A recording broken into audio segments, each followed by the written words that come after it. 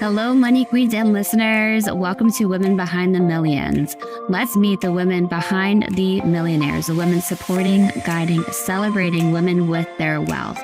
You will hear from women millionaires, how they got there, what they wish they had known, what got them to be a millionaire, the emotional side, the spiritual side, the practical side of wealth.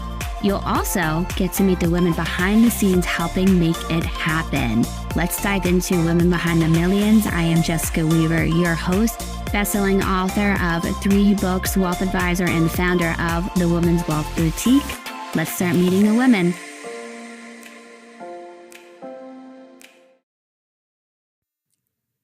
Hello, Money Queens and viewers. Welcome back to Women Behind the Millions. I am thrilled to be here with you tonight as we are diving further into our Financial Trendsetters 2.0 season. These innovative, iconic ladies who are taking over the financial industry.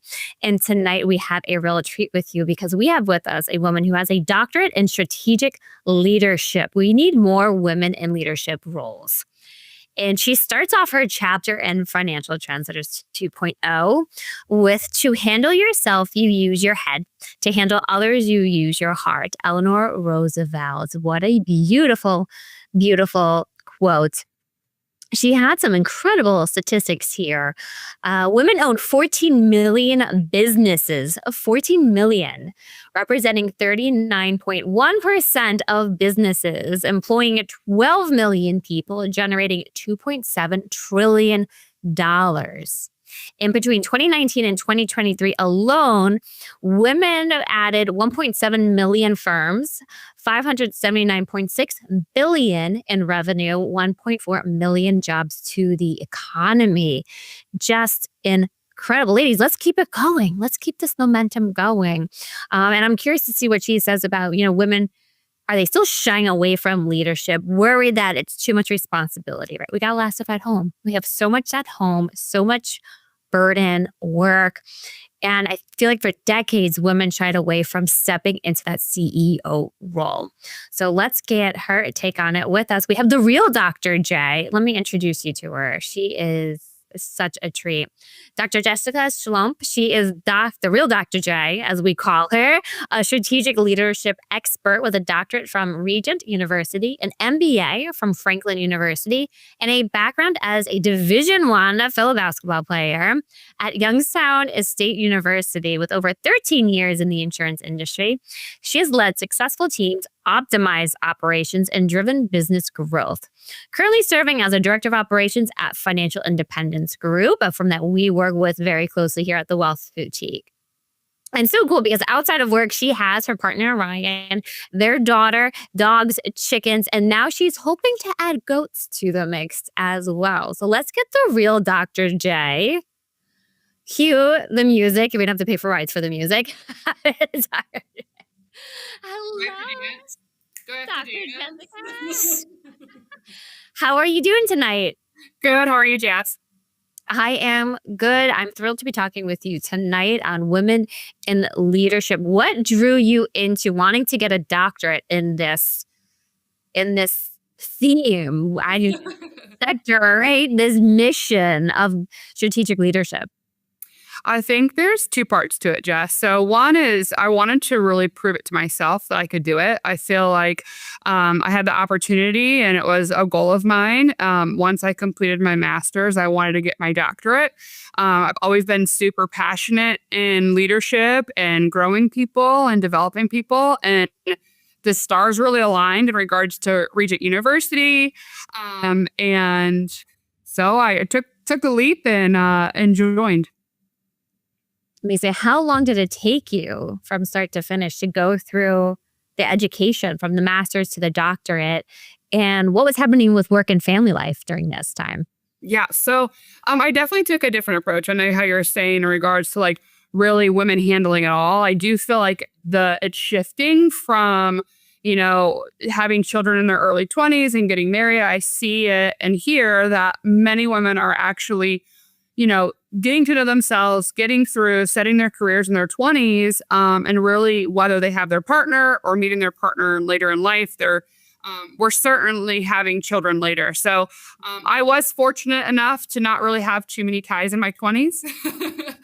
That was time to get to know me, to travel, to get through education. So I took a few years hiatus from my undergrad to my master's, and then again another few years of hiatus of education until I got my doctorate. So working full time, honestly, working multiple jobs at the same time. But I've always had I guess, a company that supported my education and furthering that. So I got really lucky. That is huge. What do you see happening with women? I mean, you put these amazing statistics, women owning 14 million businesses. What are some trends that you're seeing with women business owners? Are we now finally ready to embrace being a boss and a leader?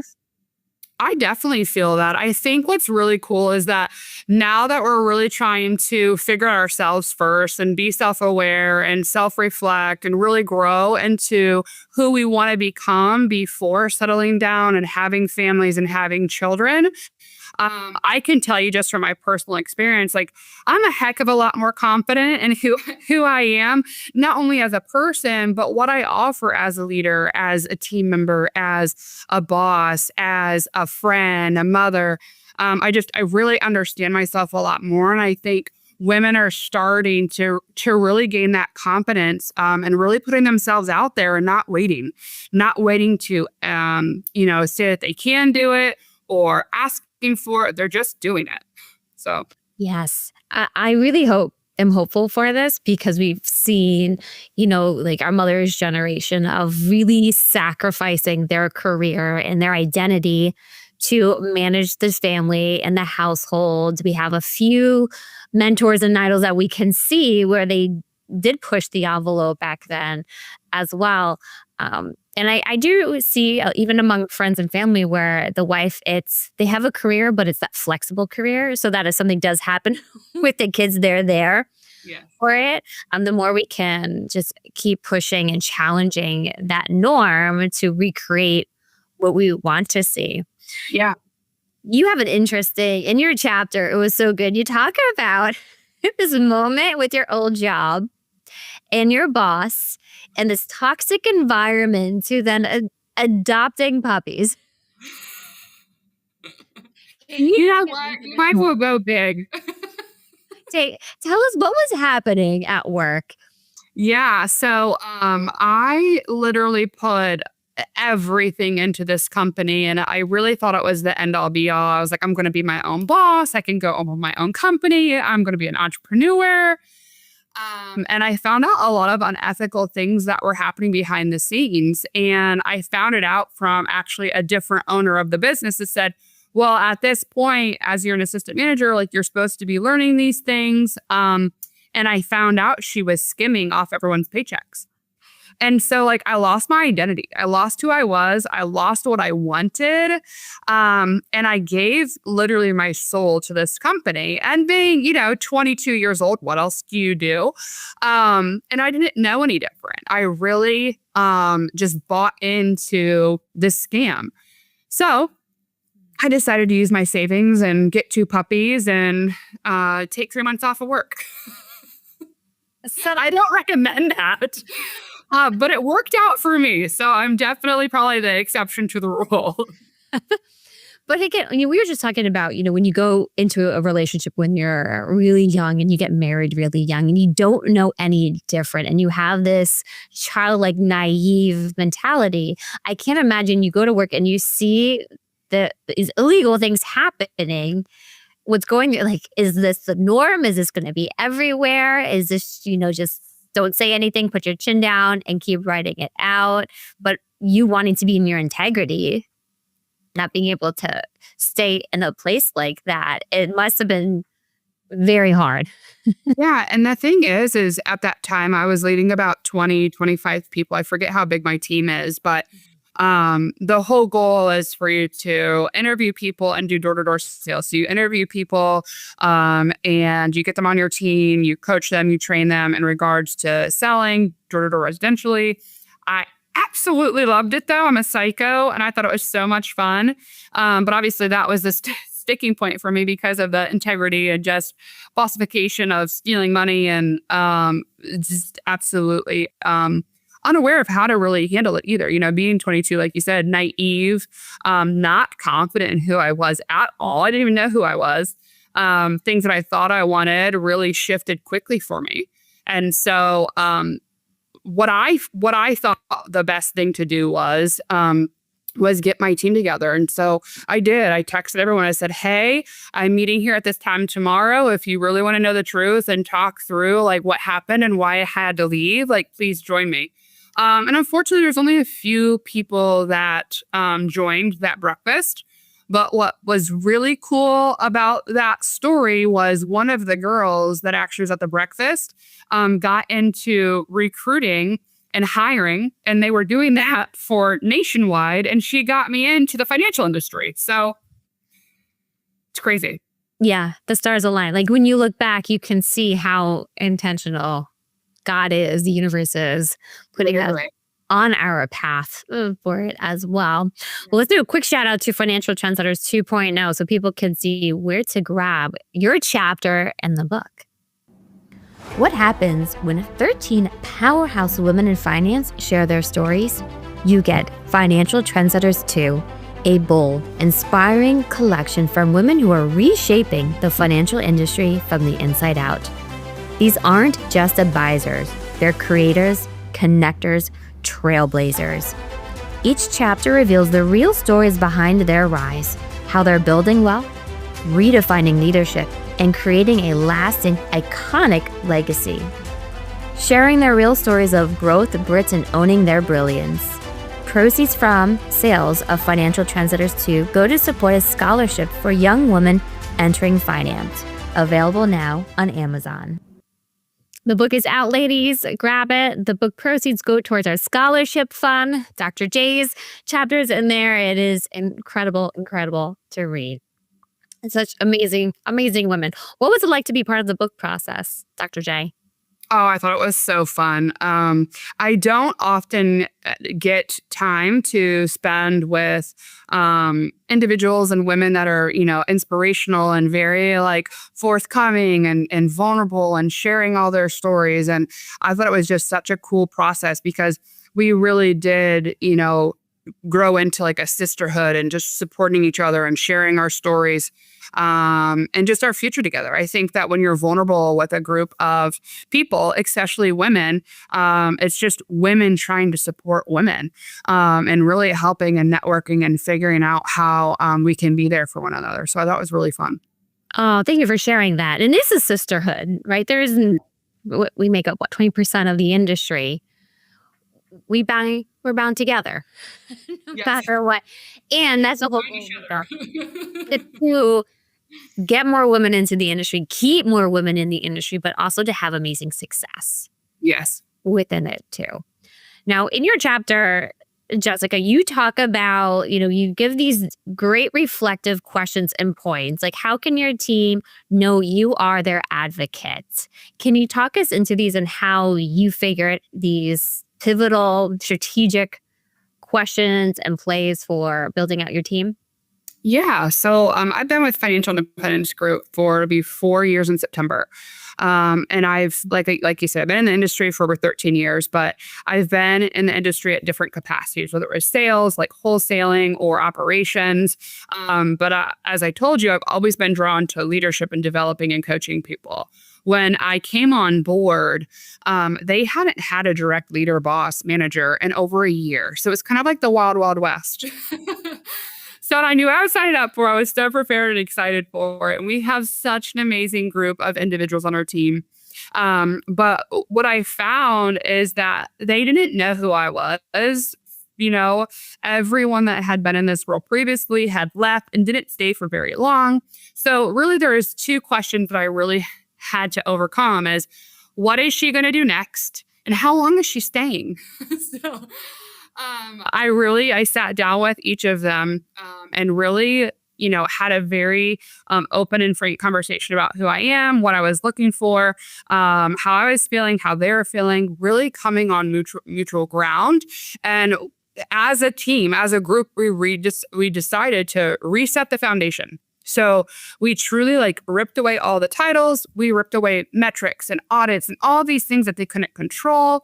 And so we reset the deck. We said, yo, what are the things that we can control? What are the things that we can be more efficient with? So we started just going down the line and having them be a part of these conversations.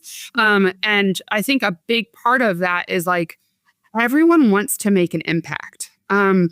We're at work Monday through Friday longer than we are at home. We spend more time together than we do our friends and family.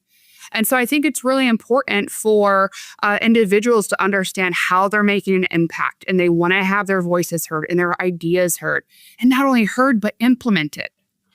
And so that's what we started doing. We started chipping it away and really started rebuilding and scaling from there.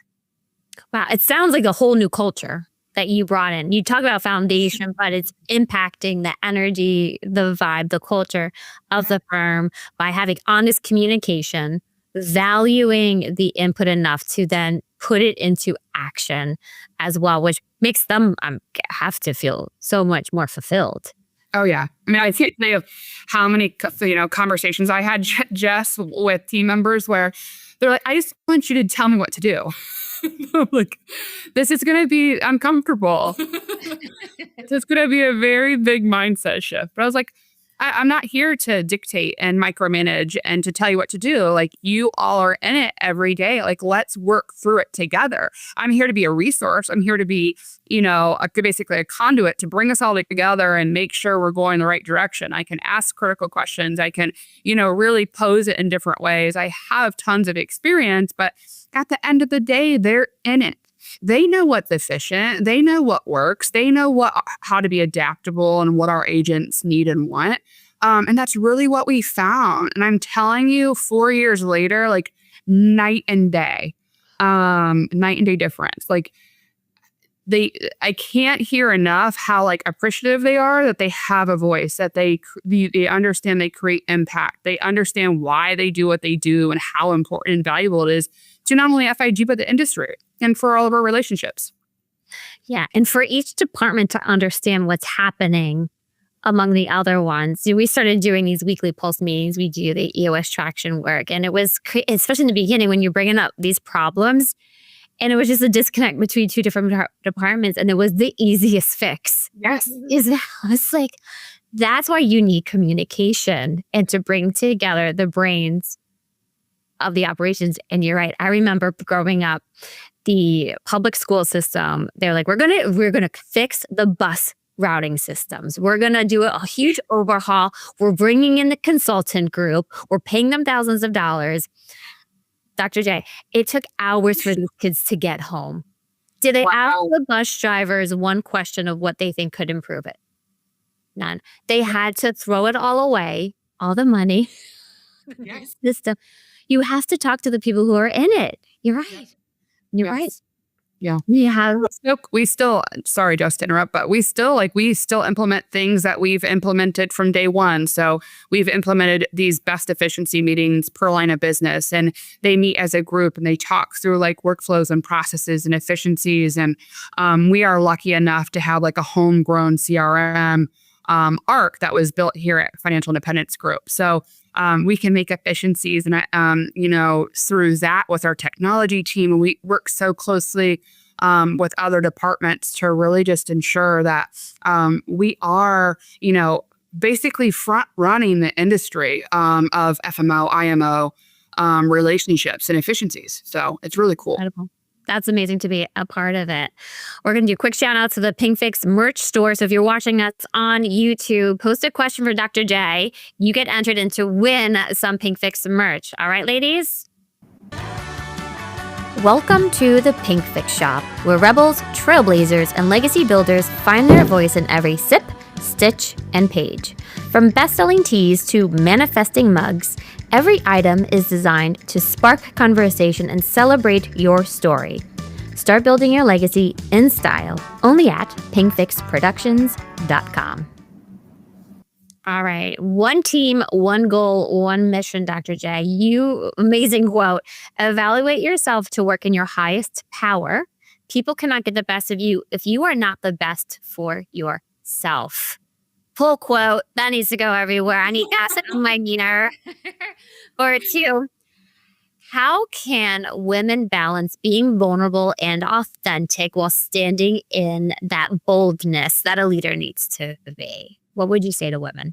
I would say, obviously, the biggest part is understanding yourself. So you have to be self-aware. You have to be critical for yourself. For me, it's self-reflecting. I self-reflect almost every single day on my way home, even with Ramaya in the car screaming. But I think it's really important to take that moment and like assess the day. How are your interactions? What did you see? So it builds that awareness of your people as well. So you start really building that relationship. But I know for me, and what really helps is being authentic, being vulnerable, and being consistent. So with me, one thing that I talk to my boss about is being your authentic self and not letting anyone sway you from that. And I think that it can go multiple ways, because it's not saying that you're not coachable. It's not saying that you can't grow or change, but it's allowing you to own who you are. One thing that I said in our last podcast here at Financial Independence Group is own your weird. We're all weird. We all have a different background. We all have different perspectives. And I think that consistency piece is really, really important for your authenticity, your vulnerability, because I know for me, at least, like, if you're going to be mean, stay mean. Like, I just need to know that that's what Don't flip flop on me and be nice one day. it's like, just be mean. I'm okay with that. So I think that consistency piece is such a critical part to that authenticity, vulnerability piece. Beautiful. Yeah. So I would definitely say that consistency piece is really what hit home for me, even on like the buy-in of team members and allowing them to really understand who I was, is like from day one till now, they know what they're getting. I can be authentic. I can be vulnerable. But I also have a good mixture of like, haha, kiki, because I do like to joke around. I'm definitely more jovial, but I can't like, hey, like, this is a serious time and this is a serious matter and this is what's going on. And they understand that because I've been consistent in my actions and the way I communicate and work with them. Yes, I'm jovial too. Great word. You don't hear that a lot. But you're right. Yeah, because you can, even through this interview, you can see when you are serious and you're super focused. And then when it's light, it is a really nice balance of your energy. Dr. J, what would you say to a female business owner who's watching here and she's like, is it time for me to grow and scale? Like, I'm kind of on that precipice. How can they help make that decision? When should they be building out their team? So I can tell you right now that women do this the best. No offense, men. Follow your gut. We have this instinct. If you're asking yourself that, you're ready. I know I've taken quite a few leaps over this past 6 months that I never thought were possible, just by asking one simple question to one person, and it's opened up this huge world to me. And I would say follow your gut and take ownership of your journey. If you're asking that question, it means you're ready.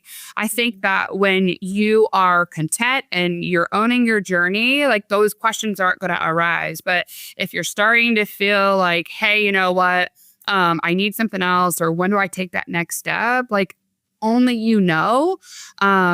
But there's never going to be a right time. But I'm telling you, if you're asking yourself that question, follow your gut. Like, you're ready. You are ready. Dr. J, here she is. Got to get that up there. Best-selling author. We have one more question for you. This interview has just flown by. Are you ready for it? Yes. What makes you a woman behind the millions? What makes you a woman behind the million? What makes me a woman behind the million? Mm-hmm. Oh, gosh. I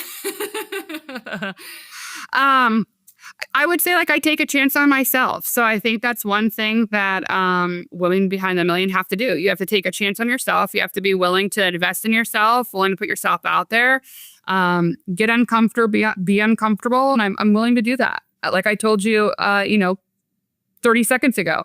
I've really taken a step to invest in myself and put myself out there, get uncomfortable. And big things are happening. Things that I never even thought were imaginable are occurring just because I took a chance on myself. Yeah. When you take that leap, we talked about this at our May event, or at Girls Summer, you take that leap, it's amazing. You're magnetic, and things just are pulled to that energy. And incredible to see. Well, thank you so much for being on here with us on Women Behind the Millions, for being a part of the sisterhood of the Financial Trendsetters sisterhood. Thank you, Dr. J, for the work that you're doing. We love working with you all and Financial Independence Group as well. Just incredible. And thank you so much to all of our viewers. Grab the book if you haven't yet. Keep building up this mission. We are here to just take over. It's world domination, right? The financial industry. We will see you all on our next episode of Women Behind the Millions. Bye, Money Queens. Thank you. Hey, Money Queens, looking to get your wealth to that next level, 7, 8, 9 figures? Follow us on Instagram at PinkFixMyMoney and at Women's Wealth Boutique for more millionaire money tips.